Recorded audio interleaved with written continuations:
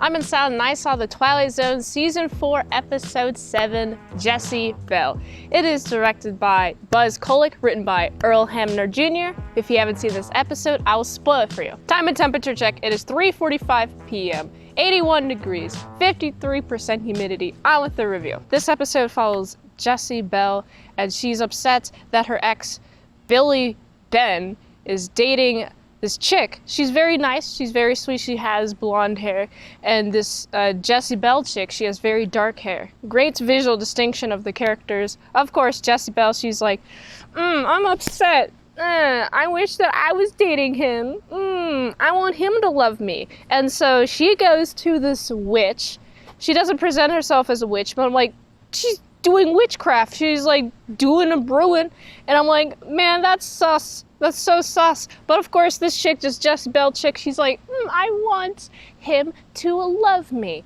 And you know what she does? She drinks the potion that this witch gives her. But also, this witch doesn't say immediately what the deal is. She's like, there's a price to everything. And she's like, all right, let's do it. But she doesn't do any money. So what could the price be? Well, the price is that every night from midnight to dawn, she turns into a leopard and terrorizes the town. And it's quite fun, honestly. I like seeing her realize her mistake. There's multiple mistakes. First, she's no longer interested in Billy just because that he loves her so much. He's like, oh, I'll be by your side all the time. And she's like, nah, man, I'm not interested anymore. Also, why am I becoming so cold? Before she turns into a leopard for the first time, she's like, oh, this is great, but also I feel uncomfortable. Like, pretty much immediately she feels a little bit of discomfort. But as she turns into a leopard more and more, every single night, she's more like, I don't want to be near him at all. And then she's like, oh, I guess I have to deal with the fact that I did this decision finally after like 20 minutes. She's like, I'm just gonna have to deal with this. And you know what? It's actually quite nice having a guy to manipulate. So she's being with him for all the wrong reasons. And then she's like becoming more and more manipulative. We also got the chick that he was about to marry. She's like, yo, what's going on here? This is something sus is about. And I'm like, yeah, I'm glad that you're coming out asking questions, because I have the same questions. I'm glad that you're coming and finally asking the hard truths. And of course, Jess-Belle, she's like, don't come near. Don't come near. I love it. At some point, she just escapes. She has a bit of an escape.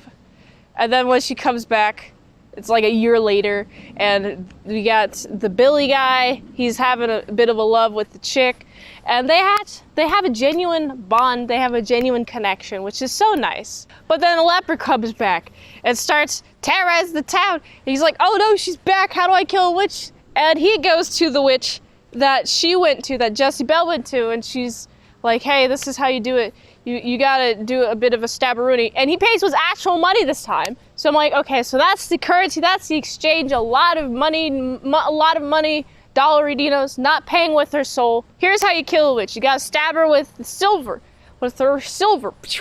And so stabs the dress on a mannequin that's supposed to represent her, Jess-Belle. Stabs the mannequin, and then Jess-Belle dies, and it's a good time. And then we got these lovely newlyweds, or they're about to be newlywed. They're fiancéing. That's what they're doing. They're like, let's go to our wedding. Let's have a wedding, please. The chick be like, man, what's happened? What's going on? What's with all this energy? Why is there this crow? Or I forget what it was exactly that like ticked her off. It's like, what's going on? But it's a symbol that the witch is dead. Dead witch. And they're gonna have a good life. So what a story. You know, I like this episode mostly because we got this woman, she's obsessed with this man and cannot go. She cannot move on. Yo, he broke up with you. Stop trying to get him. Stop it. He's not interested, okay? Here's what you gotta do. You gotta chill out. You gotta sit. You gotta think. And if you think, oh, I'm done thinking, you're not.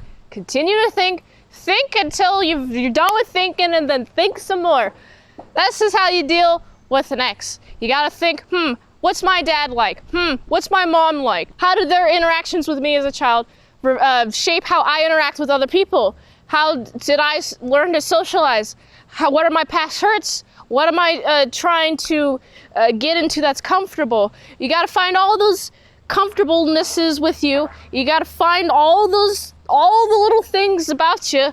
You gotta get into knowing you. You gotta figure out, why am I attracted to this type of person? Why do I want to continue this? Why is this me? And then once you've identified it, then you gotta think to yourself, is this good to be attracted to this person? Like, does it line up with my values? Or will this just cause me a lot of wasted time to deal with this type of attraction that I'm dealing with? So that's how you deal with these hoes, bro. Billy Ben Turner broke up with Jess-Belle for a reason. She's crazy, and she decided to do a crazy thing. She sacrificed her humanity, her soul, for this man, and had basically a puppet-like grasp on him because he was so infatuated with her to an unhuman amount. The fact that she's just, I'm gonna slowly get more accustomed to manipulating him for my purposes means that she's crazy. Avoid at all costs. This is a fun episode because she learns the actions of her consequences, and it's a great time. I think that women should really consider the actions of their consequences. And if you think, oh, that's sexist, men don't do that too, let me give you a little bit of a teaser. Women are the sexual selectors in our society. Men have to deal with women in order to get the mating on, okay? So, women, be accountable for your for your actions, because men, they won't be, at the end of the day, if they have a hard-on for you, they're not going to be looking out for your most insecurities. You got to deal with that yourself, okay? You gotta have a bit of a reflection inside, and you gotta be like, this is my actions.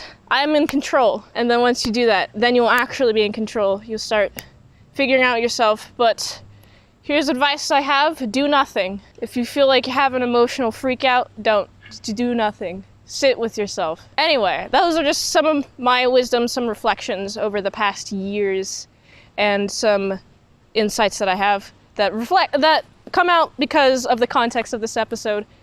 Evil, dumb whores. Anyway, I like this. It's a 7.5 out of 10. If you like this review, watch another on the platform. Really like that if I haven't reviewed on its channel, there's a chance I haven't seen it at all. That's why you gotta get the Patreon request at patreon.com/ASEPresents. $20 dinos for 1 movie review per 1 month. Support the daily grindiness by going to this link tree. Helps with the daily grind of all them daily reviews. So you can go here, and until next time, I'm Mint Salad Saw. I'll see you later, my sour cream dons and big bits.